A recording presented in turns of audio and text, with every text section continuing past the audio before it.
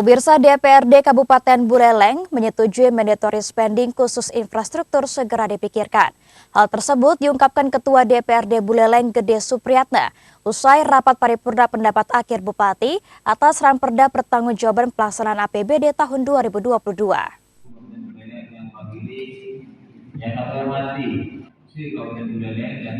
Usai rapat paripurna pendapat akhir Bupati atas Ranperda Pertanggungjawaban Pelaksanaan APBD tahun 2022, Ketua DPRD Gede Supriyatna mengatakan, pejabat Bupati mengajak pihak Dewan untuk mencermati isi dari Undang-Undang Nomor 1 Tahun 2022 tentang hubungan keuangan antara pusat dan pemerintah daerah. Terkait hal khusus yang mengatur tentang pengeluaran negara dalam bidang infrastruktur yang perlu dibahas lebih lanjut.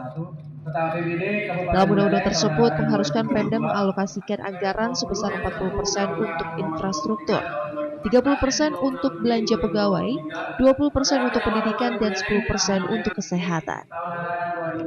Menurut Ketua DPRD Gede Supriyatna, pembangunan di Buleleng tidak hanya pada sektor tersebut. Masih terdapat sektor lain yang memerlukan anggaran tidak sedikit seperti kesehatan dan belanja pegawai. Pihaknya menilai sangat sulit dalam memenuhi hal yang dimandatkan jika pemerintah daerah hanya mengandalkan PAD. Paling banyak desanya. Setiap desa ada SD. SD menjadi kewenangan kabupaten. SMP menjadi kewenangan kabupaten. Makanya belanja pegawai itu lebih banyak diserap oleh tenaga-tenaga pendidik. Bukan dari tenaga-tenaga di perangkat daerah.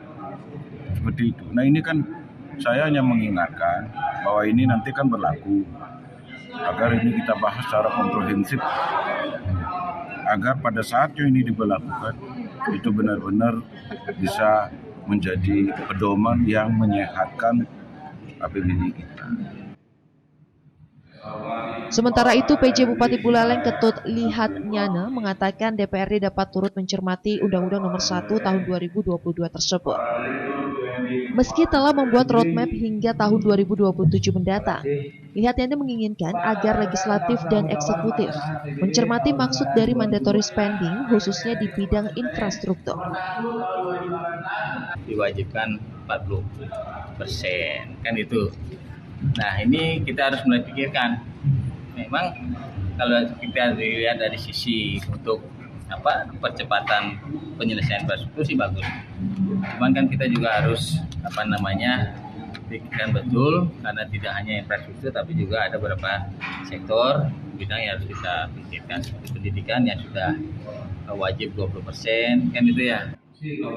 Memiliki wilayah yang lebih luas dari kabupaten kota di Bali, membuat banyak sekolah di Buleleng menjadi kewajiban kabupaten, di mana anggaran untuk belanja pegawai lebih banyak diserap oleh tenaga pendidik.